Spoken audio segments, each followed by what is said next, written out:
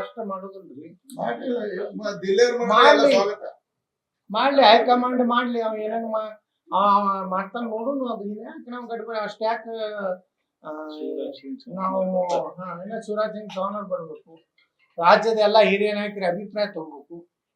ಒಮ್ಮೆ ದಿಲ್ಲಿಯಾಗ ಮಾಡ್ತಿದ್ರೆ ಇಷ್ಟೊತ್ತಿಗೆ ಮಾಡೇ ಬಿಡ್ತಿದ್ರಲ್ಲ. ಮತ್ತೆ ನಾವು ಹೋಗೋದ್ರಿ ಅದಕ್ಕಾಗಿ ಇಟ್ಟೆಲ್ಲ ಪ್ರತಿಭಟನೆ.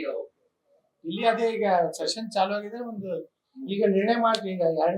ಈಗ ತಮಗ ಬಾಳ ತನ ಕಾಯಿಸಬಾರದು, ತಾವು ಊಟದ ಸಮಯ ಆಗಿದೆ, ನಮ್ಗೆ ತೊಂದರೆ ಕೊಡಬಾರದು, ತಮ್ಮ ಅಮೂಲ್ಯವಾದ ಸಮಯ ಹಾಳು ಮಾಡಬಾರ್ದು ಅಂತ ಹೇಳಿ ಮೊದಲ ಹಂತದ ನಾವು ತಮ್ಮ ಗಮನಕ್ಕೆ ತಗೊಂಡು ಬಂದೀವಿ. ಈಗ ಎರಡನೇ ಹಂತದಾಗ ಏನು ನಿಂಬಾಳಿ ಬರೋರು ಅದಾರೆ, ಮತ್ತೆ ಯಾರು ಜಲ್ಲಿಯವ್ರು ಬರ್ತಾರೆ, ಎಲ್ಲರೂ ಬರೋದ್ರಿಂದ ಯಾವಾಗ ಹೋಗ್ಬೇಕು ಏನೇನು ಅಂತ ತಯಾರಿ ಮಾಡ್ಕೊತಾ ಇದೀವಿ. ಒಂದ್ ಮಾತನ್ನ ನಿಮ್ಗೆ ಬಹಳ ಸ್ಪಷ್ಟ ಎಲ್ಲಾ ಮಾಧ್ಯಮಗಳಿಗೆ ಅತ್ಯಂತ ವಿನಯಪೂರ್ವಕವಾಗಿ ಹೇಳೋದಂದ್ರೆ, ನಮ್ಮ ಶಕ್ತಿ ಬಹಳ ದೊಡ್ಡದಾಗಿದೆ.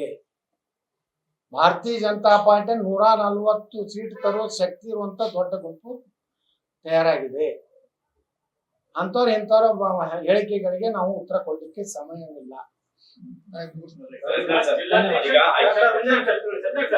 ಜಿಲ್ಲಾಧ್ಯಕ್ಷ ಮತ್ತೆ ರಾಜ್ಯಾಧ್ಯಕ್ಷ ವಿಚಾರಕ್ಕೆ ಬಸವರಾಜ ಬೊಮ್ಮಾಯಿ ಮತ್ತೆ ಆರ್ ಅಶೋಕ್ ಇವರೇನಾದ್ರೂ ನಿಮ್ಮನ್ನ ಭೇಟಿ ಮಾಡಿರುವಂತದ್ದು, ಚರ್ಚೆ ಮಾಡಿರುವಂತದ್ದು ಏನಾದ್ರು ನೋಡಿ, ಕೆಲವೊಂದು ಬಹಿರಂಗವಾಗಿ ಹೇಳುವುದಿಲ್ಲ.